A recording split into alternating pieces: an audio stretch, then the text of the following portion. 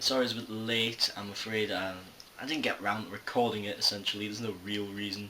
I think I've found a good time to record now, so there shouldn't be any delays in the future. Recording might happen on different days. I'm not sure, really. You'll get a video a week, probably, as long as I'm not doing exams or anything, but exams aren't for a long time, so we shouldn't need to worry about that. But anyway, today we are doing a top 5 William Hartnell episodes. So I'm a huge fan of the Hartnell era, and a lot of people aren't. It's because it's hard to get into. It's an acquired taste, I find, and I have that taste, but it took me 9 years of watching Doctor Who before I got that taste. Before that, I just liked the Daleks and the Time Medley. Couldn't really give a toss about any of his other episodes, but now I really enjoy them. I'm really into it. It's really good when you get into it, because it's like, a whole new era of Doctor Who you didn't really watch before. It's great. Of course, if you've already got into it, then that's useless information, but who cares? So this week's recommended episode is, sticking with the Hartnell theme, the War Machines. Now, this is not on this list. That's because, well, it's not my favourite. I really like it though. It just didn't quite make it on. And the reason why this is top 5 instead of top 10 is because, Colin Baker and Chris Robertson don't really have many stories, so it'd be a bit unfair. Not doing one of the 8th Doctor either. There's only TV stories, and he only really has one proper TV story. Not counting Night of the Doctor, that was a minisode. It's like counting, I don't know, Dimensions in Time, or what was the other one? Time Crash. There's a few of them, but they don't count as stories. Not that any of them make it on there other than Night of the Doctor, but that's only because, it's like this only other 8 Doctor TV story. Even though there's really a TV story. But I've rambled on for long enough. So yeah, so we're doing top 5, and I'll be honourable mentions to make up for the fact that, it's not top 10. And yeah, the War Machines, reason why I chose that, it's a really enjoyable story, it's got a really cool concept. It's just fun, it's not something meant to take uber seriously, but it's fun, and I like how kind of, Wotan takes over just really quickly. It's a lot of fun. I do enjoy watching it.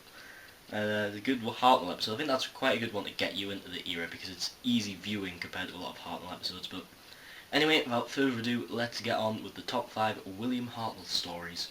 So at number 5 we have The Aztecs, a John Lucarotti historical story, often considered the best pure historical story. If you don't know what that means, it's where there's no aliens in it, it's just about history, and the Doctor and his companions being there.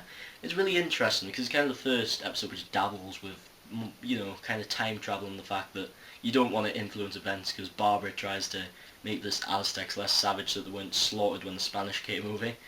And yeah, it's really enjoyable to watch that kind of dilemma. A lot of the characters are really good to watch.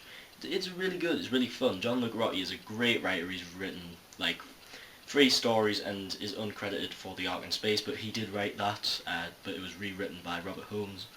But he's a really good writer, and this is no different. It's a very good story. Not my favourite historical story, you'll see that later on the list, but a really good story nonetheless I do recommend.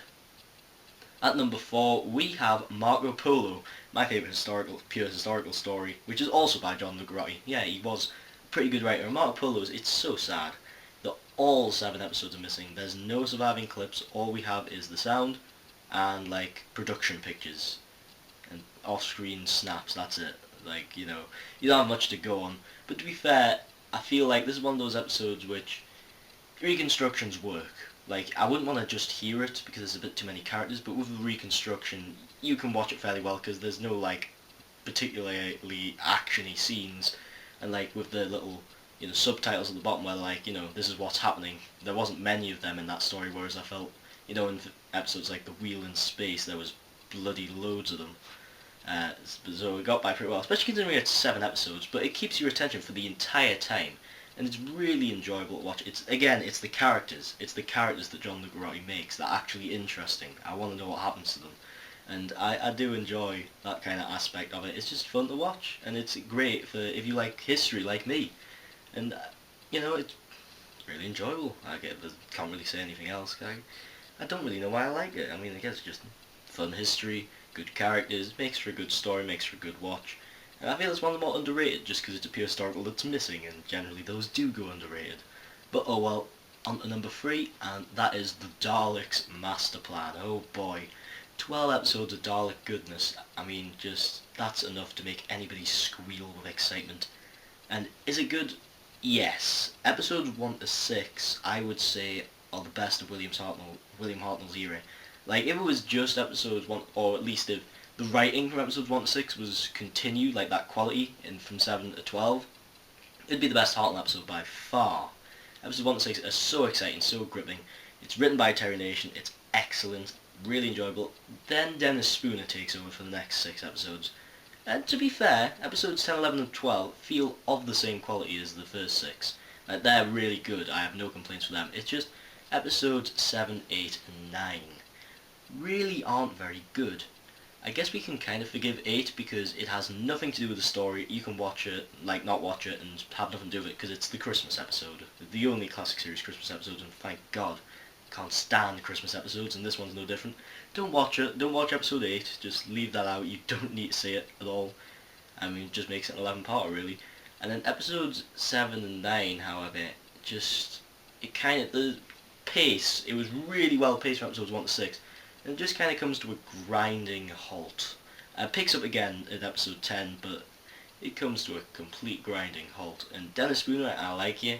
You've written some really good stories in the Hartnell era, but you really didn't keep the, serious tone that the episode had and went for slightly more comedic, slightly more out there. Really didn't work. That's why it's at number 3, but it's still a phenomenal episode. I know I've just kind of ripped it apart a bit, but it's actually amazing. I love it. I just wish that the last 6 episodes were really good, because then it would be like one of my favourites of all time. But yeah, it just doesn't quite manage it, unfortunately. On to number 2, proving that Dennis Spooner can write a really good story, the Time Medley. Oh, this is a good one. This is a real good one. I mean, it introduces the monk, which, aside from the Master, is my favourite Time Lord character. Like, he's quite funny, and he's just a bit of a bumbling idiot, and it's quite good to watch. And it's good to see a less serious Time Lord for once, somebody who's kind of a bit of an idiot like the Doctor really.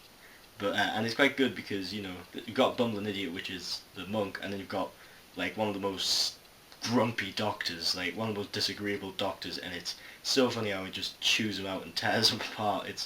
It's pretty good. And I just like, that kind of meant the idea of there being more than, one TARDIS, more like, that was our first insight into what the Doctor's people might be like. And yeah, it's a really enjoyable episode. I love the story. It's just great. Definitely another Hartnell episode, which is good to get you in because it's quite easy viewing. Alright, and so before we get to number 1, got some honourable mentions. First of all is the 10th Planet. That's a really good Cyberman episode. It doesn't quite make it on here, because I feel like the story is a bit like the Doctor doesn't really need to be there.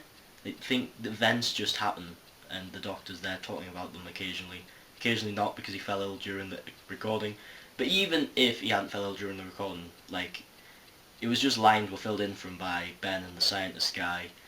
And yeah, the story just goes by itself. It doesn't need the Doctor there, which is kind of sad that, that was Hartnell's last episode. It's a good episode still. I enjoy it. I love the Cybermen, but they were done better. But it still gets on my honourable mentions because it's good enough. The Keys of Marinus. Now this is a really fun kind of don't take it seriously run around story. It's great. It's got, Marinus, which is the planet we see the most of in all of Doctor Who, because like each episode is kind of a mini adventure, and it works really well. It comes to quite a good climax. It's paced pretty well. It's easy viewing, but not one which I'd recommend to get into the Hartnell era mind. But oh well. What was the other one? Oh yes, the Romans. Sorry, I've got my list there, if you can tell. Yeah, the Romans. That's another Dennis Spooner story. It's really good, and at points it's hilarious. Like, it's really funny, and it's another really good pure historical. And again, this one's a lot easier viewing than most Hartnell episodes. I know I've said that about most of the episodes on this list, but there's some episodes in Hartnell's era which are hard to watch. They're enjoyable, some of them, but they're hard to watch. And sometimes that completely destroys episodes like the Space Museum, which are considered the worst, one of the worst of all time. But there's still a lot of episodes which aren't that easy viewing, which are pretty good. But yeah, Romans, it's a lot of fun. I do enjoy watching it. At number 1 though, we have, what else is it going to be? It's the Daleks. You've got to give it to the Daleks. I'm sorry, I really bloody love this episode. It's so good. I like it more than the Peter Cushing movie. I know that's an unpopular opinion because people are like, oh, it's easier to watch, but it doesn't make it better. Like, it's much, it's better written. I enjoy the fact that it's longer. It feels more epic. even though it doesn't have all the fancy effects and fancy Daleks. And it's just really enjoyable, and it's amazing. A great script from Terry Nation. He was really good in the 60s, and Genesis of the Daleks, and that's about it. I mean, oh, okay, I did like some of his. I did like Death of the Daleks, Planet of the Daleks, but oh well. Well, basically I like all of the episodes apart from The Chase and Destiny of the Daleks, like that shit. But aside from that, let's stop going off on the tangent. Let's talk about the Daleks, which is really good. It's the second adventure, and it's amazing just how good that is, and it stands up to this day. I can watch the Daleks anytime, despite being 7 episodes, and not the easiest thing to watch, to be honest. You need to get that Hartnell tooth to be able to get into the Daleks, I find. But it's one of the more easier toothy Hartnell episodes to get into, merely because it's the Daleks and everybody wants to see it. And that concludes my top 5 Hartnell episodes. I should be continuing this at some point, but however, I don't know, because there's Series 9's coming out, is it next week or something? I don't know. I haven't really been keeping track, to be honest. I've tried not to look at any spoilers. I just want to watch it spoiler free. And I'll probably be doing, reviews of every episode after that, so if that's next week, which I think it is, I really don't sound like a Doctor Who fan, but I proved it there. If it is next week, then expect a Series 9 episode review of The Magician's Apprentice, I believe it is. And yeah, so I'll see you then, if it's that, otherwise it'll be top 5 Troutons. Bye.